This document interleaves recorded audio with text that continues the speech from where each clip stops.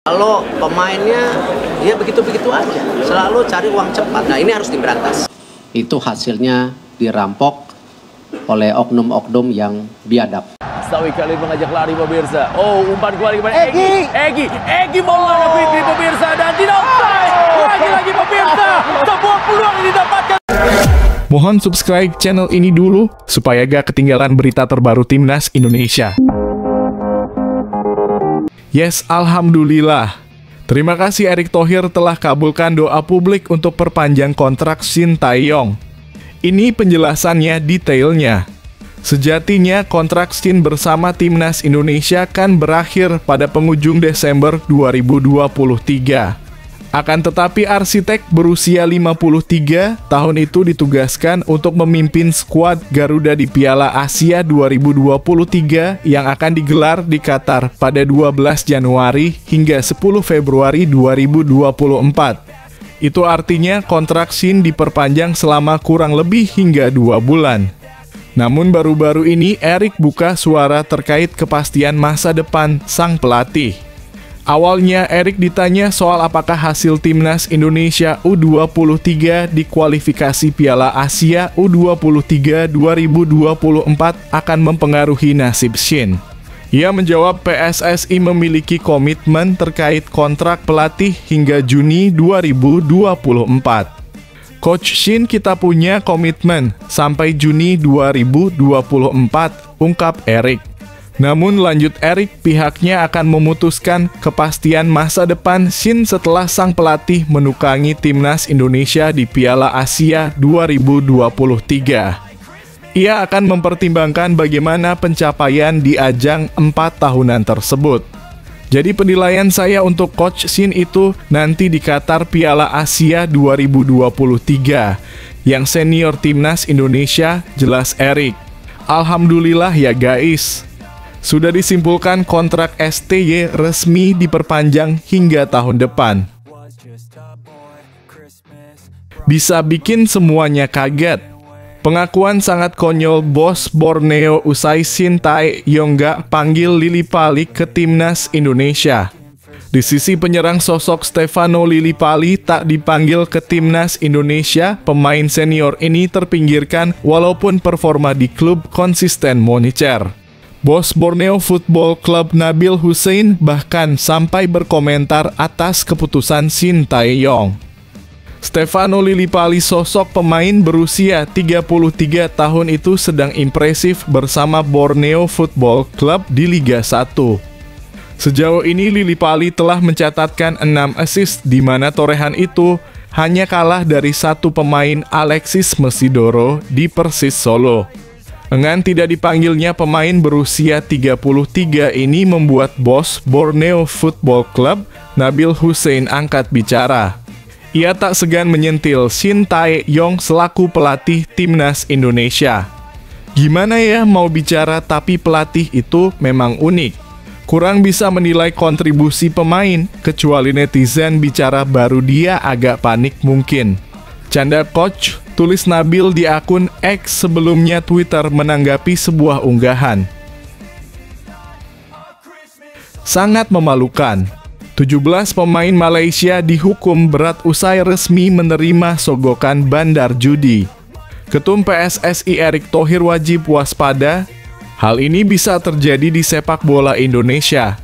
Asosiasi Sepak Bola Malaysia menjatuhkan hukuman denda kepada 17 pemain sepak bola dalam kasus suap dalam kompetisi Divisi 3. Ke-17 pemain klub Kuala Lumpur FA ini dijatuhi hukuman denda Rp5.000. Sebelumnya, pemain dan 3 ofisial klub tersebut dijatuhi hukuman larangan bermain seumur hidup pada Desember lalu. Hukuman ke-17 pemain tersebut lebih ringan karena mereka dianggap sebagai korban dari keadaan. Hal ini diungkap oleh Ketua Komite Disiplin FAM Taufik Abdul Razak.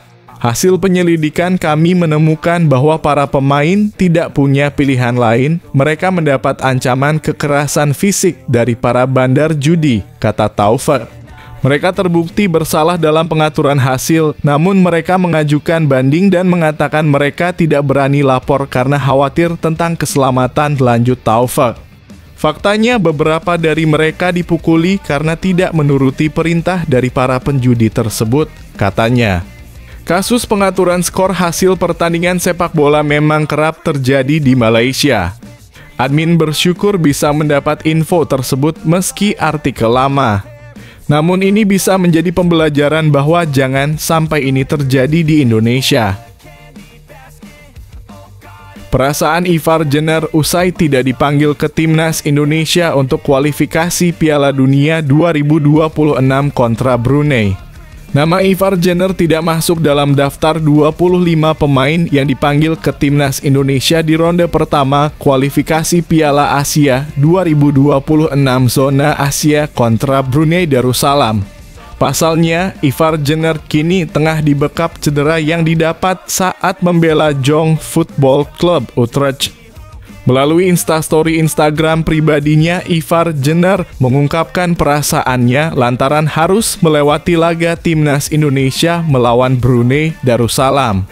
Pemain berusia 19 tahun tersebut nampak kecewa. Ivar Jenner berharap di kesempatan lain bisa kembali berjuang bersama Timnas Indonesia. Segera kembali dalam kurung pulih dan bisa membela Timnas Indonesia, kata Ivar Jenner. Sampai jumpa lagi, kata pemain kelahiran Belanda itu yang diakhiri emoji hati. Nova menambahkan pemusatan latihan dalam kurung TC Timnas Indonesia akan mulai dihelat pada 9 Oktober mendatang. Akan tetapi Palembang kini masih diselimuti kabut asap imbas kebakaran hutan dan lahan dalam kurung Karhutla.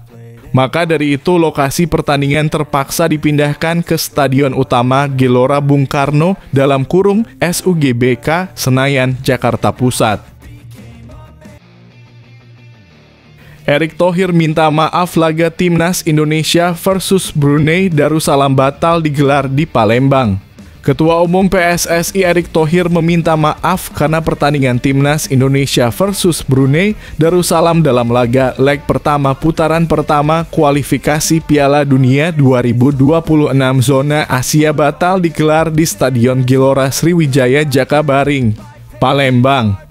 Orang nomor 1 di PSSI tersebut memastikan pertandingan skuad Garuda melawan Brunei Darussalam ini bakal berlangsung di Stadion Utama Gelora Bung Karno dalam kurung SUGBK.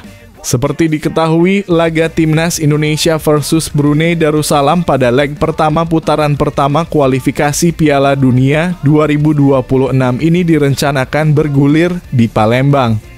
PSSI memutuskan menggelar pertandingan tersebut di Palembang karena ingin memberikan tontonan kepada penggemar Timnas Indonesia yang berada di daerah-daerah.